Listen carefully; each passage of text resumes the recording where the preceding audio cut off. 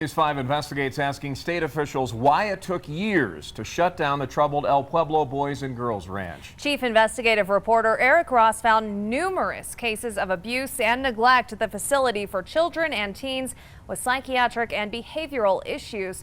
And Eric, the reports you obtained raised serious questions about whether the state did enough to protect troubled kids. That's right. It took a public records request and a $600 payment to unlock 5 years of state reports showing children being abused and neglected by El Pueblo employees, the very people that were supposed to protect these kids. So why did it take so many years for the state to yank the facility's license? Tonight, we're getting answers from the Colorado Department of Human Services.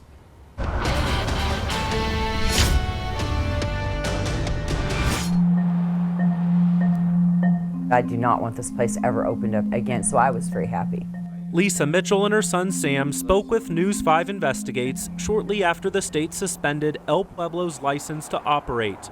Sam suffered a brain injury at birth, struggled in school, and had mood swings, so Lisa sought help. And at the age of 11, the state sent Sam to El Pueblo. Little did Lisa know what would happen behind the brick walls at the facility. I feel like it was so concealed, it was like a secret. A secret confirmed in state inspection reports the I-Team reviewed. We discovered case after case of abuse and neglect, from a staff member admitting to kicking a child with his steel-toed boot because he was, quote, a slob, to staff members kneeing a child who wouldn't sit down. And on multiple occasions, state inspectors said El Pueblo staff did not appear to care about the well-being of the children in their care. I got knee strikes. Female staff would, like when they restrained me, they would pinch me.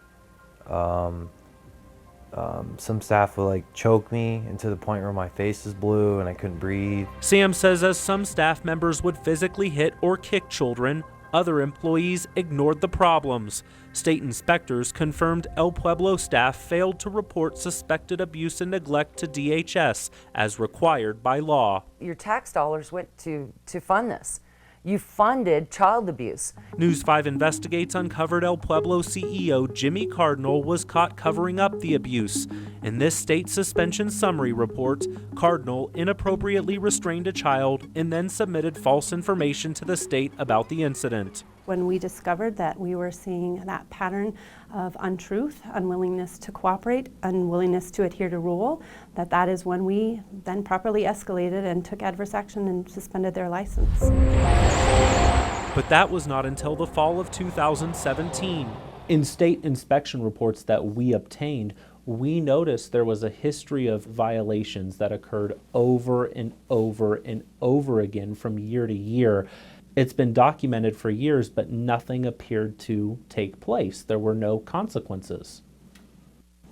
Well, when we are working with a facility, it's really important for us to understand, are we working with a struggling good actor who's really capable of making those changes, or are we working with someone who's unable or unwilling to make those changes? Minna Castillo-Cohen says when violations are documented, their goal is to give the facility time to respond and correct problems first, not suspend or close down the facility. We don't want to re-traumatize kids by just going in and closing a facility. There are placement disruptions that can be very traumatic to children.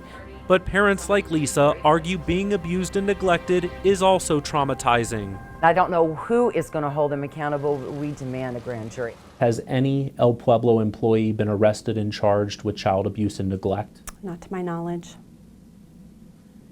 If any parents did what some of these El Pueblo employees did to children at that facility, they would likely be behind bars today. I am unaware of any employee of El Pueblo that had criminal charges pressed against them. I think you could take that up with local law enforcement. In cases we reviewed where staff members admitted to physically abusing children, they were simply fired or allowed to resign, a slap on the wrist. What do you say to parents who say the state failed their children and they failed them? I would say to parents that we care deeply about all children in our state. What happened at El Pueblo was deeply, deeply saddening to us, and we want Colorado families to know that we are working tirelessly, diligently to improve our processes. One improvement made is conducting annual inspections of facilities like El Pueblo. Prior to 2016, inspections were done using a risk-based assessment, meaning some facilities could go several years without an inspection.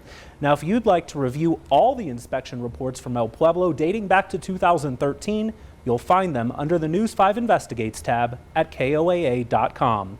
Always watching out for you, Pueblo. Eric Ross, News 5 Investigates. Eric, thanks for that follow-up. As always, if you have a problem or issue you'd like Eric to look into, call our tip line 228-6275 or send an email to News 5 Investigates at KOAA.com.